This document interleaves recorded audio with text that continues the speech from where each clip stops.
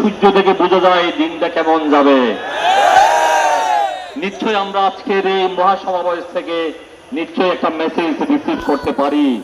মানুষ কি চায়? মানুষ পরিবর্তন চায়।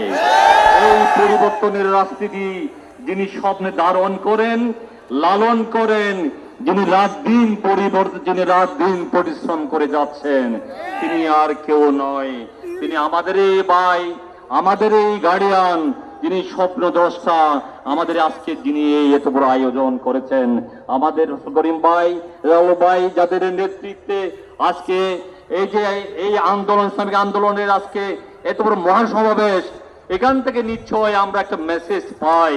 সুতরাং আমাদের একটা ভাই একটু আগে বলে গেছেন আজকে এই মহাসমাবেশ কেন, তিনটা জিনিসকে সামনে নিয়ে, সংস্কার, বিচার, পিআর।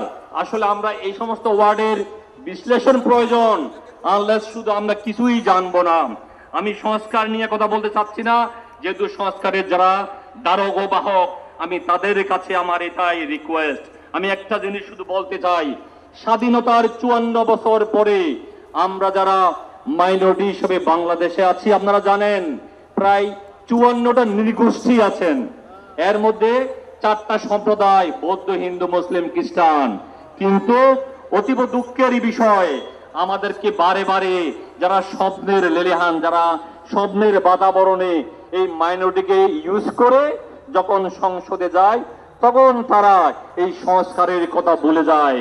তো আমি চাই যারা এবার সংস্কারে যাবেন, যাদের সংগঠনের মধ্যে, যাদের গঠনতন্ত্রে রূপরেখার মধ্যে থাকবে, যাদের মধ্যে ইসলামী আন্দোলনের যেটা গঠনতন্ত্র সেখানে পরিষ্কার আছে সংখ্যালঘুদের অধিকার প্রতিষ্ঠা, এই জিনিস আমি কাদের মধ্যে দেখি নাই, তাদের প্রমাণ আজকে এই যে মহাসমাবেশকে আমাদের মতো মানুষকে মূল্যায়ন করেছেন।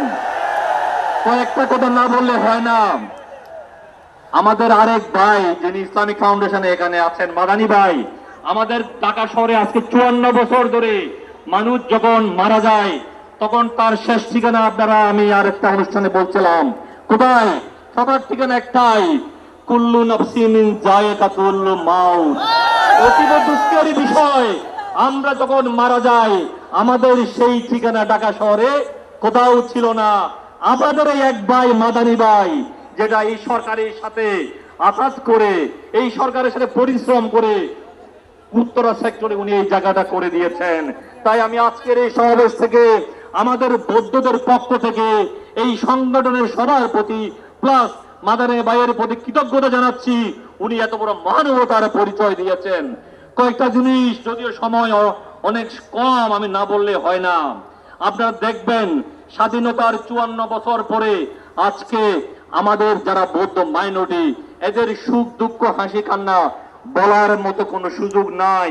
কারণ যেভাবে ইলেকশনগুলি হয় আমরা দেখবেন